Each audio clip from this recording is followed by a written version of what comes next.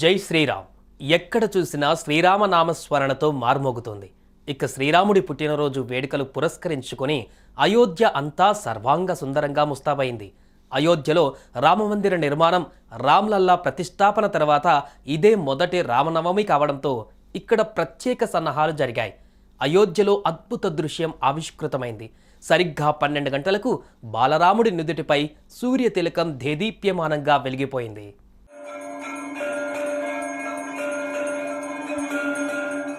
శ్రీరాముడు త్రేతాయుగంలో చైత్రమాసం వసంత ఋతువు శుద్ధ నవమి గురువారం పునర్వసు నక్షత్రం కర్కట లగ్నంలో సరిగ్గా అభిజిత్ ముహూర్తంలో అంటే మధ్యాహ్నం 12 గంటల సమయంలో జన్మించాడు.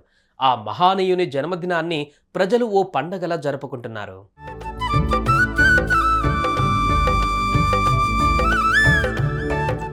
శ్రీరాముడి పుట్టినరోజును పురస్కరించుకొని అయోధ్య అంతా సర్వాంగ సుందరంగా ముస్తాబైంది.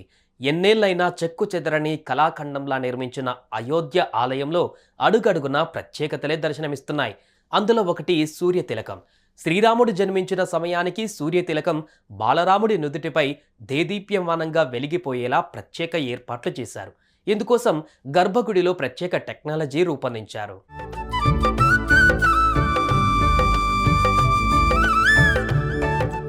ఈ క్రమంలోనే అయోధ్యలో అద్భుత దృశ్యం ఆవిష్కృతమైంది.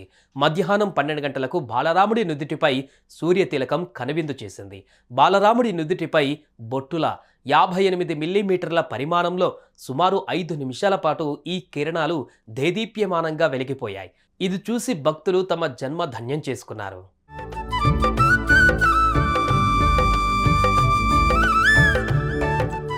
అయితే ఈ సూర్యకిరణాలు రామచంద్రుడి నుదిటిపై ప్రసరించేలా కటకాలు, అద్దాలు, గేర్ బాక్సులు, గొట్టాలను ఏర్పాటు చేశారు. 3వ అంతస్తు నుండి నేరుగా బాలరాముడి నుదిటిపై కిరణాలు ప్రసరించేలా ఈ పరికరాలు అమర్చారు. 3వ అంతస్తులో అమర్చిన మొదటి అద్దంపై పడి అక్కడి నుంచి ప్రతిబింబిస్తూ ఇత్తడి పైప్లోనికి ప్రవేశిస్తోంది. ఆ తర్వాత ఇది ఇత్తడి పైప్లో అమర్చబడిన 2వ అద్దాన్ని తాకి 90 డిగ్రీల వద్ద మళ్ళీ ప్రతిబింబిస్తోంది. ఆ తర్వాత ఇత్తడి పైపు గుండా వెళుతున్నప్పుడు ఈ కిరణము 3 వేరువేరు లెన్సుల గుండా ప్రవహించి పొడవైన పైపు ద్వారా గర్భగుడి చివర అమర్చిన అద్దాన్ని తాకుతుంది. అలా వచ్చిన కిరణాలు నేరుగా బాలరాముడి నుదుటిపై పడి ప్రకాశిస్తున్నాయి.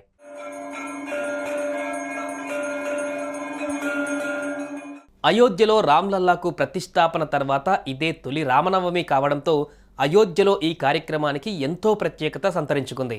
ఇక రామ్లల్లా దర్శనం కోసం అయోధ్యకు భారీగా భక్తులు తరలివచ్చి బాలరాముడి నుదుటిపై సూర్యతిలకం ఆవిష్కృతమైన దృశ్యాన్ని కనువిందుగా తిలకించారు.